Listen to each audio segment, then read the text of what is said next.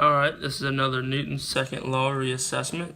Two blocks, masses M1 and M2, are connected by a massless cord. If the two blocks are pulled with a constant tension on a frictionless surface by applying a force of magnitude T2 to a second cord connected to M2, what is the ratio of tensions in the two cords T1 over T2 in terms of the masses? This is my free body diagram. I set up two free body diagrams, and I drew the picture to better understand it. So I have a normal force, force of gravity, and T1, tension 1 on mass 1, and then mass 2 I have normal force, force of gravity, tension 2, and tension 1. We're only worried about the x direction in this problem, and it's frictionless.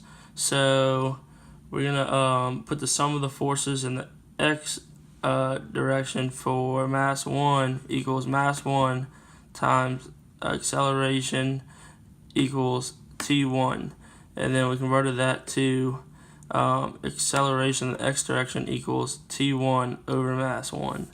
And then here we have the sum of the forces in the x direction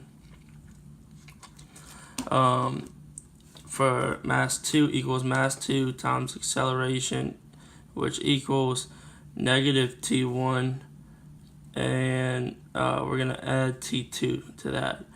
And then I substituted for the acceleration, which I found over here, into this equation, and then I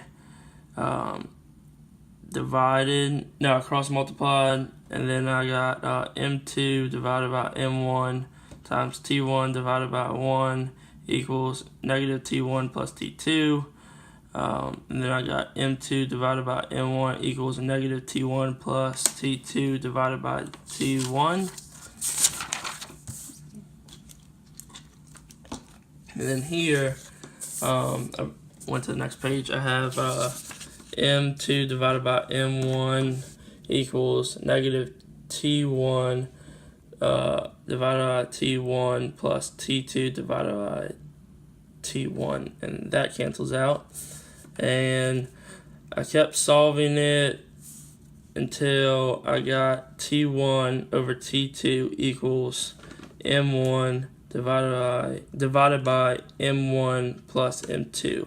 That's my final answer. But I kind of rushed through this portion because I also want to show that I understand it, because I know that the force required to pull two blocks is M1 plus M2 times the acceleration by looking at the free body diagram. And so T2 equals M1 plus M2 times acceleration, and then the force required to pull M1 is the mass of 1 times the acceleration, which is equal to the tension in the string joining the two blocks. So T1 equals mass 1 over times the acceleration. Therefore, T1 over T2 is M1 times acceleration divided by M1 plus M2 times acceleration. The A's cancel out, and that's left me with M1 divided by M1 plus M2.